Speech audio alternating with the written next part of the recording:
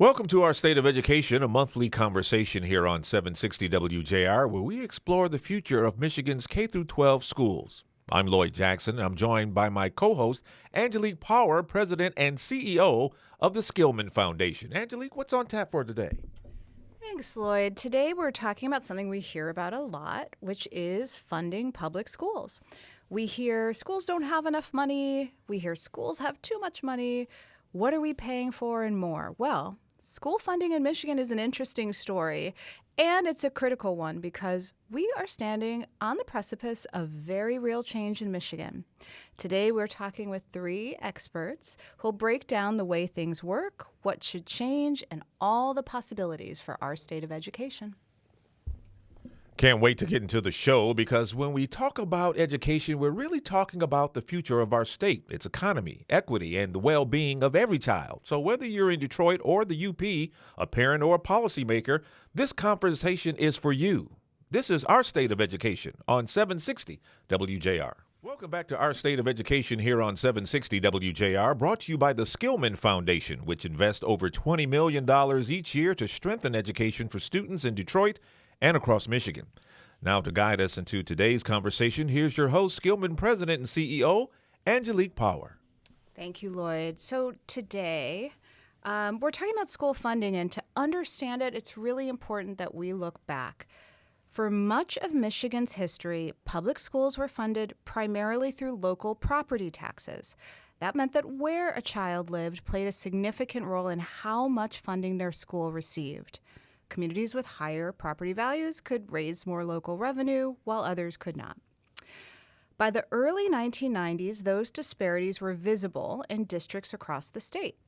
In 1994, voters approved Proposal A, which reduced reliance on local property taxes and moved a large share of responsibility for school funding to the state. A central feature of Proposal A was the creation of a statewide foundation allowance, a minimum per pupil funding level paid for through a mix of state and local dollars. This foundation allowance became the primary source of general operating funds for school districts and was designed to move the lowest funded districts toward a more consistent funding baseline over time. Good intentions. And it's helped raise the floor so the lowest funded districts could get closer to the statewide target. Progress, however, has been slow. It took nearly 30 years after Proposal A passed to get to the baseline target allowance. 30 years.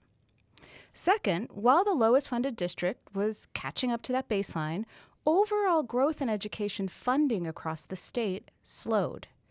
Between 1995 and 2015, Michigan ranked last in the nation for growth in education revenue, meaning that compared to other states, Michigan's total investment in education increased more slowly over that 20-year period. So think about it.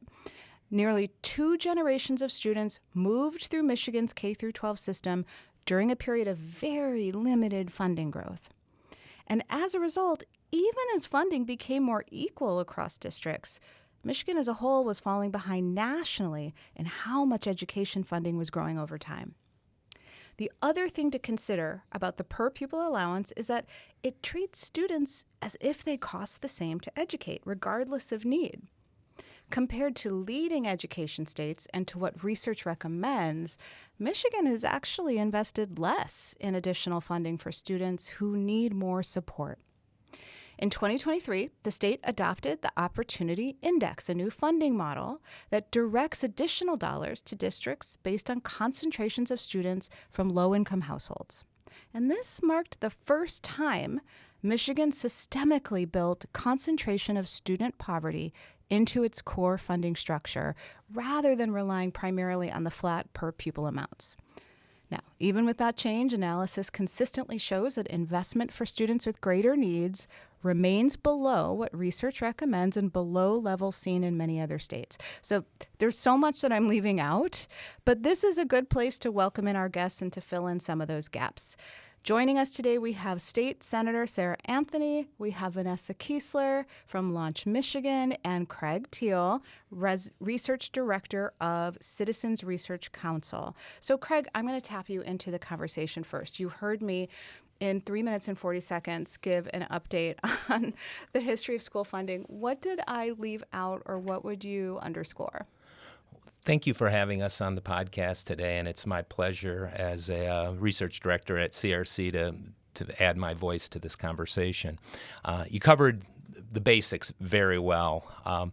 The one point I'd like to bring to the discussion is in that transition to Proposal A, we put K-12 education in direct competition with other state services when we moved property taxes. We reduced property taxes at the local level and replaced them with state-level resources. So now K through 12 education competes with all other state programs. The good news here, K-12 education comes out on top in terms of the state commitment across all of those priorities. So that's a good news story. The bad news, as you pointed out, was during Michigan's lost decade, investments in public services writ large, K-12, healthcare, public safety to some extent, were declined. And that's one explanation behind the decline in overall funding for schools in the last, I think, 10-year period that you shared with us.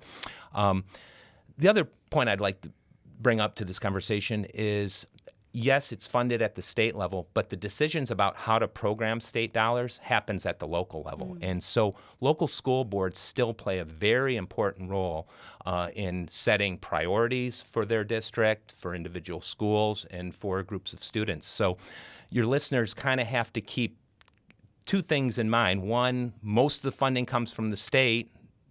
School districts then decide how to use that money. Really good point. I want to bring you into the conversation, Senator Sarah Anthony. In terms of your bio, I just want to cavil for a moment because you are the first Black woman to serve both in the House and in the Senate, and to lead to chair the State Appropriations Committee, and probably many other things that we're leaving out. But we're recording this during Black History Month. You have made history in Michigan. We work with young people. There are young people across the state watching you and thinking, I can do this too. So thank you for that. Your bio, actually, before you went into public service, you've been doing work for youth and for education for a long time through MCAN. Can you talk to us first, what got you into running for the House or the Senate, and why do you ride so hard for education? Thank you for having me, and thank you for the Black History Month shout out. I did an internship in high school, and during that internship, I had a student that was interning alongside me, and I went to her high school one day just to see how it was. Her high school, which was not too far away from mine, looked like a small community college. Everything was state of the art. Everything was bright. The books were different. The technology was different. And it was such a vast difference from my high school, which was on the south side of Lansing. And it instantly made me think, why am I not worth it? What is happening with the people who work in this capital that don't see me as equal as my friend who went to school in the suburbs? And that sparked something in me. One, I knew I wanted to work in that capital and do something. Didn't think I would be the chair of the Senate Appropriations Committee or even elected by that matter. But I wanted to make things better and more equitable for kids like me, because it does something to your self-esteem when you are a kid and you see that there are kids that are just having a completely different experience. It makes you feel like you're not worth it. And in 2023, when I became the chair of the Appropriations Committee, that's when we enacted the Opportunity Index. Because I vowed that no part of me would be left behind in me serving as the Appropriations Chair. I can't leave the work that we did with the Michigan College Access Network, in which we infused and embedded a racial equity lens in everything we did. And so putting forward the Opportunity Index to make sure that regardless if you were a student with disabilities or lived in extreme poverty, or a district that ultimately did not have school boards that were making sound decisions, that you would at least have a little bit more in terms of financial resources. That just needed to happen. And as a Black woman, I know how to set the house in order. And my Senate colleagues, and at the time, the democratically controlled House as well, partnered with the governor to be very intentional about that funding.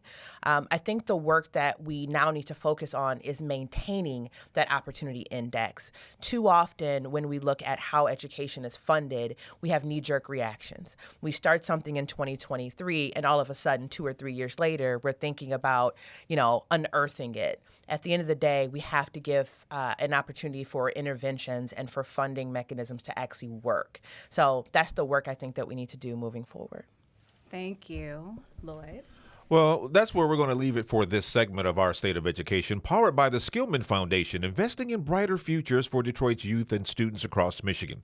We'll continue with more from State Senator Sarah Anthony, Venessa Keesler, President and CEO of Launch Michigan, and Craig Thiel, Research Director of Citizens Research Council, next. Thanks for tuning in to Our State of Education on 760 WJR. Welcome back to Our State of Education, brought to you by the Skillman Foundation, which believes student, parent, and teacher voices must be at the table when decisions are being made about our schools. We're back with our guest, State Senator Sarah Anthony, Venessa Keesler, President and CEO of Launch Michigan, and Craig Thiel, Research Director of Citizens Research Council. And once again, here's your host, Angelique Power. Thank you, Lloyd. So we're just getting into it. I want to bring Venessa Keesler into our conversation. Venessa, you lead Launch Michigan. This is a nonprofit that really brings business leaders and nonprofits and foundations like Skillman, educators to the table to push for policies for schools across the state. Similar to what I had said to Senator Anthony, you also ride for education. You come from inside of the system. You are a deputy superintendent for Michigan's Department of Education. I am going to ask you a two-part question, but the first is, why do you do this work? Yeah. Well, thank you for having me. It's great to be here. So I grew up in a working class family, and the one thing that we always said was you go to school. My parents sent me to school. They expected me to learn, and we all knew that's the pathway up, right? And I went to a small rural school, and it actually gave me an amazing opportunity. Now that I know more about the inequities that exist, I'm really impressed by what I got. Even with the inequities, I still got a really great education. So as I'm going out in the world and I'm like, what am I going to do to make a difference? It seemed obvious that I was going to invest in the system that had poured into me and with my career. And then I started to learn how unequal it is by race, by socioeconomic status, by region, by students with disabilities, and that has kept me committed because education is the great promise, but we don't live up to that promise for too many students. And like Senator Anthony said, there's just too many there's too many examples of that, but that also creates opportunities for people to stay in the game and make it better, make it different. So stay in the game, make it better, make it different. You have a coalition of folks that you lead, and you guys have some things that you're seeing might do just that. Yeah. Is there one thing that you would mention that you all are working on? Yes. Michigan needs to commit to a new diploma standard for all of our students. We need to raise the expectations and the rigor, connect students meaningfully to their future, give them real steps toward it, and make sure that our kids, when they graduate, are truly ready for what comes next. So that's our top priority right now. We also know that happens only through adequate and equitable funding and through all of us being coherent and working together. Like Senator Anthony said, we love to put something in place and then change it 2 years later, the Michigan 180. And all that leads to is confusion and disconnection. That hurts kids, that hurts teachers, hurts educators. So we have to set this high goal, fund it, and stay the course and work together. So curriculum upgrades, fantastic educators that we recruit and retain, infrastructure updates, all of that comes back to funding. So Senator Anthony, can you give us an overview of how the state's school budget is determined? Yeah. So the good news is that we have, for the first time in the Capitol, educators who are actually helping to craft the education budget. In the state Senate, we have Senator Camilleri, who's a former educator. And not only have they worked in the classroom, they are wise enough to work with folks like Launch Michigan, to read the policy recommendations from CRC. That is a difference. I think that facts matter, that data is starting to inform what we are doing in terms of the interventions that we're introducing. So over the course of a few months, those policy leaders come together. We not only think about the ideas and recommendations that are being proposed, we look at interventions that are already on the table and figure out how we can sustain those interventions. We don't get it right all the time because not only are there educators, but there are also a lot of politicians who have lots of ideas, but maybe they're not sound or rooted in facts. So we work together to try to pull those pieces together. It's just true. I mean, let's just keep it real, right? And that's when you get the knee-jerk reactions and you get the interventions that are based on politics instead of real policy. But the biggest losers when we do that are our young people. And our educators and parents who send their babies to these schools expecting that they're getting a world-class education. And instead, they're often seen as guinea pigs. And so I think that we are trying to turn the page on that, trying to lean in more towards fact-based analysis and interventions that we see across the country that are working. And hopefully we can continue to do that moving forward. Craig, I want to turn to you about the funding allowance of $10,000, or I think the governor just introduced potentially 10.3. So this is per student, and it's known as the per pupil allowance. And then there are other line items for education spending, but the per pupil allowance is the primary way that we fund every student. So what do these funds pay for, and is it enough? First part of the question's easier than the second part, so I'll start there. The first part is, what does it pay for? And just think of what goes on when you walk into a school. The lights are on, the floors are hopefully clean, well-staffed, teachers, administrators, buses to get to school. It's a discretionary grant that all districts receive the same amount of funding, and I think in your intro you kind of talked about the history there of building that up to the point where all students are guaranteed this $10,000 base funding. The second part of your question is $10,000 enough? I guess I will make the point right here that money matters in education. It most definitely does. What doesn't matter is necessarily how much you spend, but how you spend it. So how we spend the money is very important. And so initially, Michigan set out as hitting every student with the base level of funding. And that was an important policy objective that was achieved, as you mentioned, in 2022. And now we are shifting to funding the needs of individual students. You mentioned the Opportunity Index. Huge change in how we're funding districts.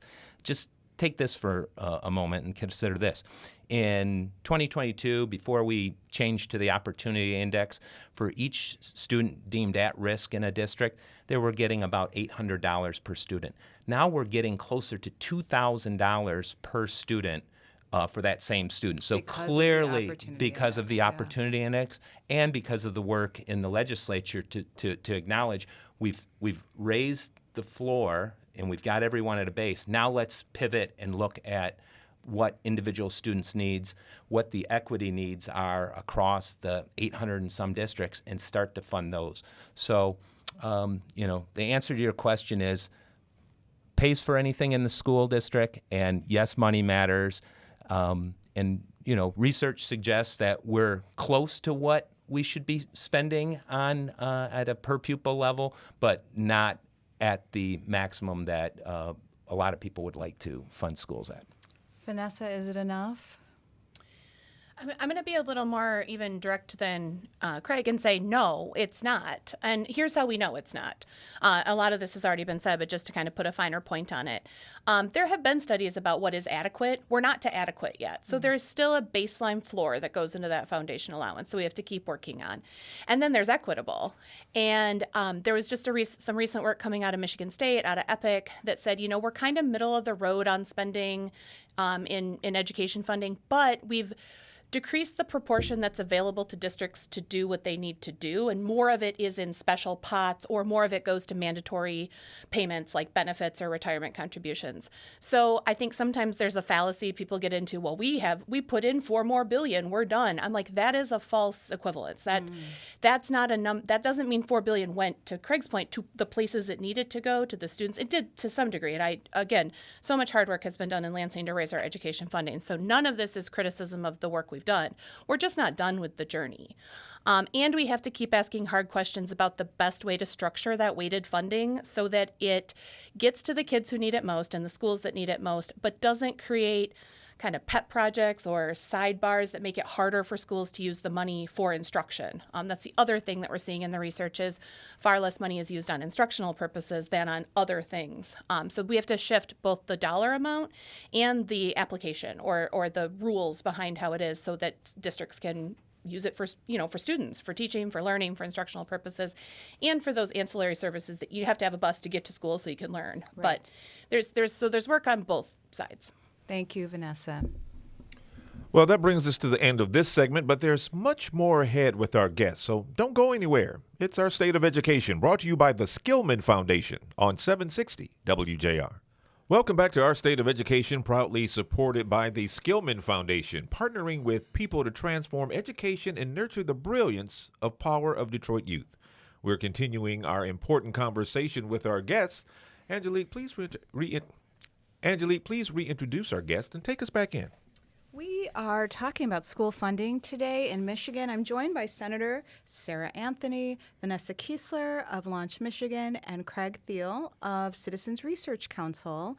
So let's zoom out. We've been talking about Michigan in particular, but let's talk about the role of the federal government in public education. Federal funds account for about 10% of the money schools have to operate. And over the past year, we have seen a lot of changes. The Trump administration has plans to really dismantle or end the Department of Education. They've been very straightforward about that. We've seen some education funding be rescinded, and we've seen pushback then from parents and from educators and advocates that then reversed the funding cuts that had happened. So Venessa, you've worked on behalf of the U.S. Department of Education. What's your take on what Michigan should be thinking about and planning for during this period of uncertainty?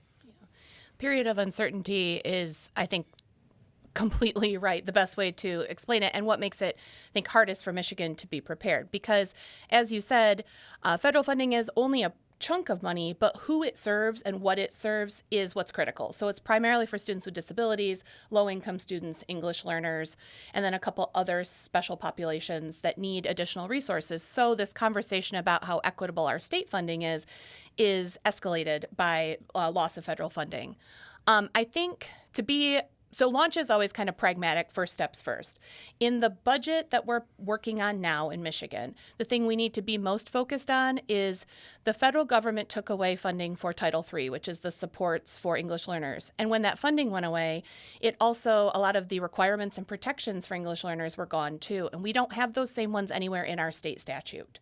So we have an opportunity to keep our investment. We do invest as a state in our English learners. We have for years. It's part of our weighted funding approach. It's great. We have an opportunity to make sure that we still have requirements and protections for those students. I think we have to take a bit of a tactical approach as a state, look for those places where what the feds took away, what we're going to do, and then recognize the impact on the larger budget. That is the more existential crisis is as federal changes impact the state's overall budget, education funding becomes at risk potentially as there's more draws on the general fund. So. Senator Anthony, I feel like you were reaching for the mic there. So I want to give you a chance to respond, but I also am hoping you could break down for us, because the state's responsible for education, what is the role the governor plays in that? Yeah. I've been around for about 20 plus years in this space, and the governor plays a significant role, has the biggest platform in the state, right? So a few examples. When you looked at early in Governor Whitmer's term, she set an ambitious 60 by 30 goal, 60% of our residents having some type of post-secondary degree or credential by the year 2030. Systems move when a governor creates a goal like that. Foundations, organizations, school districts, businesses start to shift when there is that type of leadership. We saw in 2023 under our leadership when we just said every young person is going to eat breakfast and lunch for free at all of our schools. The governor partnered with us, and in some of our toughest fights in the last couple of years has made a significant marker to say that is just going to be what Michigan does. The governor also can set the tone of how negotiations work. So when we look at even last year, in which we missed our budget deadline, we have a statutory deadline to get the budget done before June 30th. This year, I'm recommitting that at least the Senate will make sure that that happens. The governor is also playing a stronger role in saying we have to get our house in order because school districts across the state were left with so much uncertainty. They didn't know if they could hire literacy coaches, if they had to lay off individuals, if they could feed kids every day. And so I think that has the largest platform and also sets the tone and tenor of not only negotiations, but prioritizing education, not just as a talking point, but as a significant part of what we will invest in as a state. Thank you. And the governor just put out her budget, which then, of course, has other machinations that it has to go through. But Craig, can you talk to us, like, what are the headlines from the governor's budget? On the education front, kind of a steady as she goes budget, holding the line on funding items with inflationary increases, basically. That's in large part because the school aid fund, which is the primary funder of K-12 education, is doing well. It's supported by sales tax revenue, and people continue to consume, and we collect sales tax, and most of that goes into the school aid fund. So the school pot of money is doing well at the state level. The general fund side of the budget isn't doing so well. And there's a projected about north of $1 billion deficit in the general fund. And so where does this play in with education? Well, the same lawmakers who have to write the general fund budget are writing the school budget. And faced with fiscal constraints of how much revenue's out there, they're looking at the school aid fund as a relief valve for schools. And the governor's proposal that just dropped last week, so budget season officially started last week, moves another $500 million out of the school aid fund side of the budget into the general fund side of the budget. And these would be permanent, ongoing adjustments in the budget, which means, those dollars aren't available for K-12 education. And that'll be an issue that is debated in the legislature going forward. Whether or not those dollars come back. If they come back, then those inflationary increases I talked about might go up by a little more. So that's the highlights of the budget. It's somewhat of a continuation budget of where we're at. And it's coming after a major increase in the Opportunity Index last year. The legislature agreed to put a $250 million additional into the Opportunity Index to fund student needs in districts. So that money is in the budget and safe going forward. It sort of makes you proud to live in Michigan, actually, at a time where education and public education is under attack in so many different places, that we would increase per pupil allowance, that we would increase investment in the weighted funding formula that we have here, that we would continue free lunch, continue the Michigan Guarantee, where you have 2 years of community college free. I know a lot of young people who take advantage of that. It makes you proud. Now, we're in the middle of a gubernatorial race, and I am so happy to say that every potential governor is talking about education. And they come in with what they have to say and their plans. If I went down the line and each of you gave one piece of advice to all the candidates, what would you say? And Venessa, how would you start us?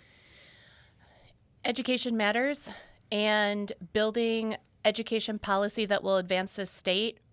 Even though you're the new governor and you're coming in, you want to make a splash, you'll make the best splash if you kind of pick up, I can't think of a metaphor that sticks with splash, but if you pick up the energy that's going, your splash will be bigger. So it doesn't have to be a new idea, start over, even if you need to take the credit for it. There's a lot of good momentum, but the state needs to really like capitalize on the investments, on the time, on the policies that we put in place. Like Senator Anthony said, we need to let a couple things like our literacy requirements work. So I would say like keep prioritizing it and keep listening. And there are people who want us. I don't know anybody who doesn't want to see the state do better in terms of our education system. So, but listen and build. Listen and build. Okay. Well, a new governor is going to have 4 years. And to echo what Venessa said, you don't have to make a big splash right away. You need to make a big splash after 4 years, and that's important. And to do that, I think you need to set a course. The next governor needs to set a course early on, stay that course, make that whatever it is. Literacy seems to be a very important topic right now. So if literacy is going to be it, set that course, recognize that a lot of work's already been done, investments have been made, and keep an eye on the prize. Senator Anthony, we'll come back to you after the break. A lot of ground has been covered with our guests, but there's still more to unpack. Our final segment right after the break. You're listening to Our State of Education, brought to you by the Skillman Foundation on 760 WJR. Welcome back to Our State of Education, sponsored by the Skillman Foundation, where we follow the will of Detroit youth to dream big and design new possibilities together. Angelique, let's turn it back over to you and reintroduce our guest. Well, we are talking with Venessa Keesler from Launch Michigan, Craig Thiel from Citizens Research Council, and we are talking with Senator Sarah Anthony, who we're going to come back to. You may have already offered advice to all the gubernatorial candidates, but what would you say to them about education? I would say two things. One, that education is a lagging indicator. So the patience that it takes to start an intervention now, and then the seeds that you plant, you may not actually be able to enjoy the shade from the tree that ends up blossoming, but it takes time. The other thing is looking at this through a pre-K through 14 lens, that you have to invest in early childhood, and education doesn't end at 12th grade. That we need to be looking at this even from a post-secondary lens. So those would be the two things that I would say. So we have talked about the advice also being, hey, listen to all of the good work that's been happening. There are a lot of coalitions, there are a lot of education advocates that have been at this for a while. And as opposed to what they call the Michigan 180, where we change every 4 to 8 years, how do we build on some of those good ideas? If you all had to say kind of the top 3 things that needed to happen that the policy advocates you feel are already behind, what would they be? And I'm looking at a policy advocate. So Venessa, what would you say must happen? Yeah. So again, committing to a new high school diploma standard that's more future focused, that connects kids to the futures they're actually going to, that upgrades. Our standards are 20 years old. We just need an upgrade. So that would be my one. The second, we've mentioned it on here already. Part of committing to a rigorous diploma standard is committing to rigor earlier in K-12, and that a lot of that focus is around literacy. We have state focus there. We need to keep it. We need to make sure everybody, Launch Michigan uses a platform called Every Child Reads. So the R is right curriculum, and the E is every educator trained. There's investments proposed in this budget that do that. We need to hold ourselves really accountable on those 2 inputs. Is every district using a science of reading curriculum, and is every educator trained? And until the answer is yes on those 2 things, we shouldn't be surprised that our miracle is still cooking. You know, we've got the ingredients, but the catalyst has to be there. And then I think the third thing has to be continuing to have these important conversations about funding. None of this happens without adequate and equitable funding for evidence-based practices, with accountability to all of us to make sure they're used for what they're intended and that we're getting results. And if we're not, it's not shame and blame. It's why not? What needs to be different? What supports are needed? So I think those are the 3 big things we need to stay focused on. Anything that either of you would add to that? I think she nailed it. Yeah, that did seem like it. So what are the barriers? You know, you had even said the science of reading implemented in every district. In my mind went, that's interesting. How do we do that where we have such, decentralized? Yeah. Well, I'll just take a structure. quick shot at that, and then maybe others want to jump in. We actually, as a state, have already passed laws requiring it. Michigan needs to. So we always love to say, every state loves to say, oh, we're a local control state, as if that's special. Having worked with a bunch of states, everybody says that. But we do love our local control. That being said, local control does not mean pick whatever garbage you want and use it for kids like a guinea pig, like Senator Anthony said.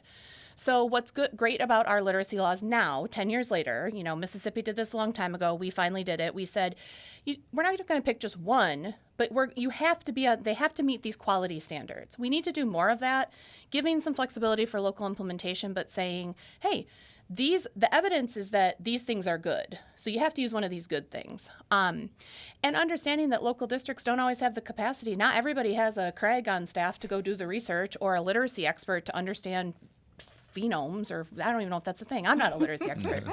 So I think we have to be more willing as a state to say, you have choice, but we're going to limit your choice to things that are actually good for kids. So that's one thing. I think we have to stop letting the saying, oh, local control is a barrier, be a barrier, because it doesn't have to be. So we are talking about school funding, and we know that we need, I think what we're saying is that we have made progress, we need more money. And yet we're in a state where when you talk about more money, people sort of freeze up. So how do we get more money for what we know needs to happen for our young people? Craig.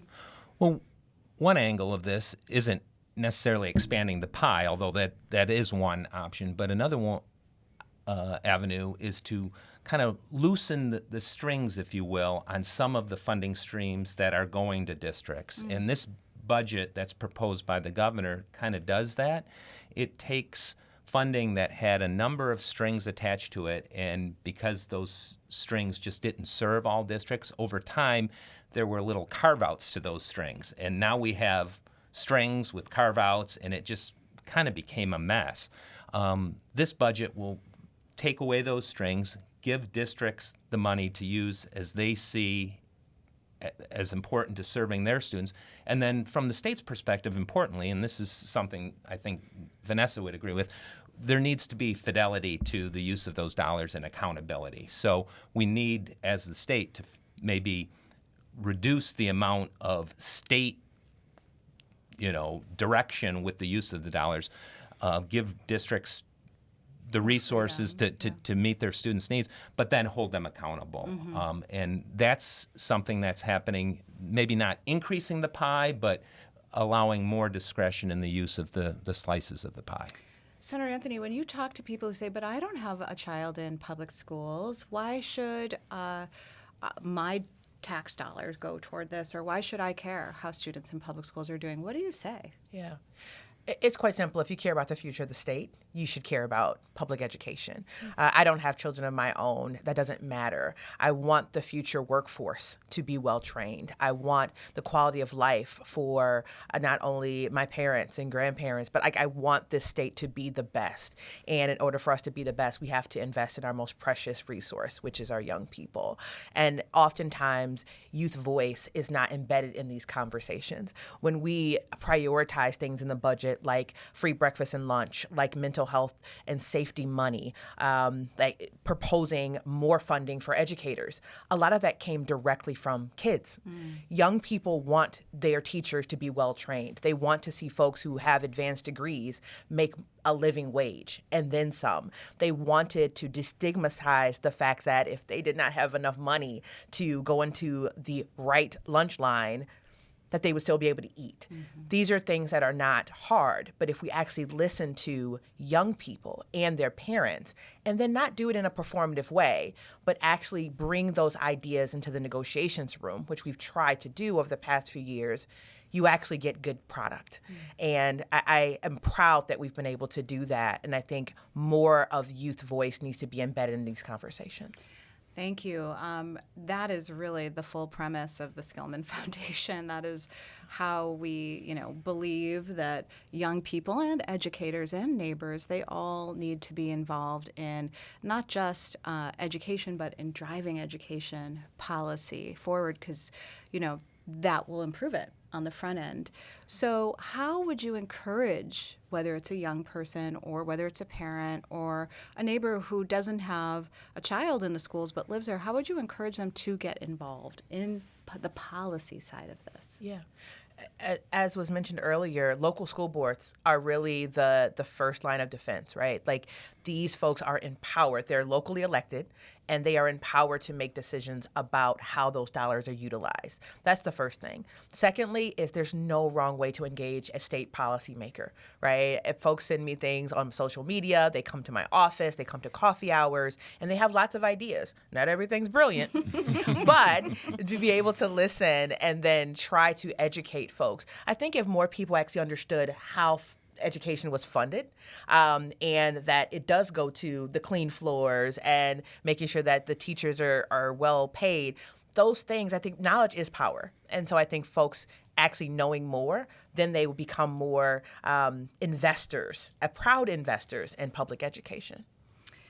So I just want to pause and thank each of you for this conversation. I'll say, even for me, when I have thought about, okay, what is this history of funding schools, it's complicated. Or what goes into the school aid budget? Or what does it mean when the governor presents a budget, and how much of it is going to make it to the end?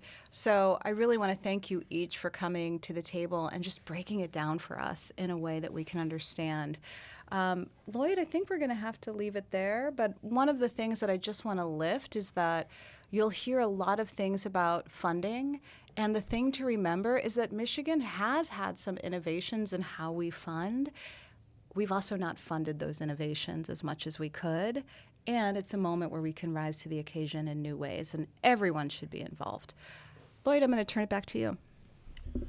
Well, that wraps up this month's edition of Our State of Education here on 760 WJR. We hope today's conversation sparked new ideas and a deeper understanding of the challenges and opportunities facing our schools and students' ideals for the future of education. We appreciate you joining us, and we'll see you next month with more voices, more insight, more hope for the future of Michigan students on Our State of Education, only on 760 WJR.